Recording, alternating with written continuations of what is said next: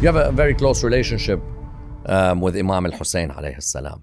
And we mentioned earlier your relationship and how in your childhood, your mother and father both play a role, but you're also somebody who's ready to go on pilgrimage, virtually every year, as if it's a must for you. I think 16, 17 times now, in the past 20 years or so. 16, 17 times. In the past 25 years, yeah. How does somebody who's in the most dunyawi profession still have a sense of akhirah and spirituality? What would you advise those out there who are saying, listen, I'm a banker, investment banking, hedge funds, finance, I'm making lots of money, but I don't find time to pray, I don't find time for majalis. How did you find that balance? They find time to go to the gym, they find time to go to the massage parlor or to a retreat and go for some yoga, 1 week of cleansing and whatever mind. Is that what Karbala is to you? No. 1 week of cleansing in a different way. Recharging the battery. Recharging the battery, okay. Your iman, or whatever way you can. You connect with your imam. You connect with your deen, with the purpose of it all. And I just find that it recharges you. I think it's that Muharram is a great.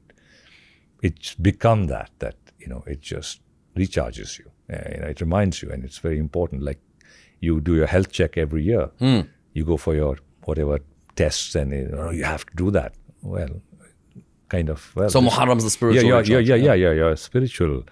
You'll keep it in. I think it helps. It definitely. I think it's not, but it's the means to the end. It's not the end, but it's the means to the end. I just feel that a lot of people just make that, okay, it's Muharram, and but it takes you somewhere. If it's not, that there's something wrong in the journey.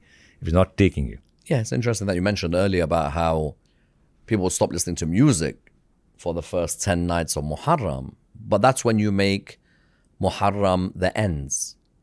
The stop listening to music is the means for you to actually stop listening to that which is vulgar after Muharram.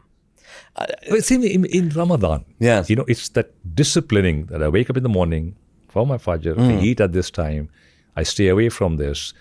It's because like in Ramadan, for me, what I understood is that's the lowest form is the food factor. It's here. Sure. So the controlling that is much, much more difficult than food. Food is the easiest part of Ramadan, for me at least. It's like not looking, not thinking. That exercise, when you do it for a month. Lovely philosophy. Yep. And then it gets you into a routine. Like, okay, think like this, do that. Between Ramadan and Muharram, it's both fantastic exercises too.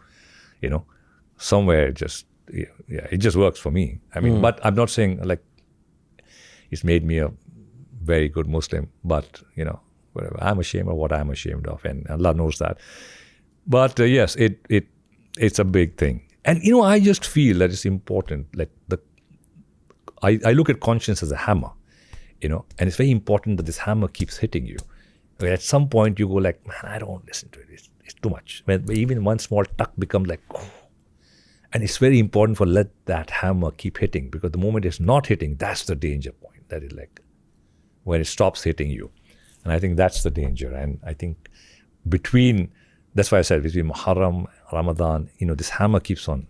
Otherwise it's just buried below the ashes, and it just dies a slow death. And that's very dangerous. And I feel for me that your conscience has to be alive. Yeah, even when we take people on ziyarah, with spiritual journeys, and you joined us, it's phenomenal how many people say that I needed this recharge. I needed this couple of weeks to see where my conscience is. Is it still alive? Is there still, as if a battery had died and they put a charger. Yes.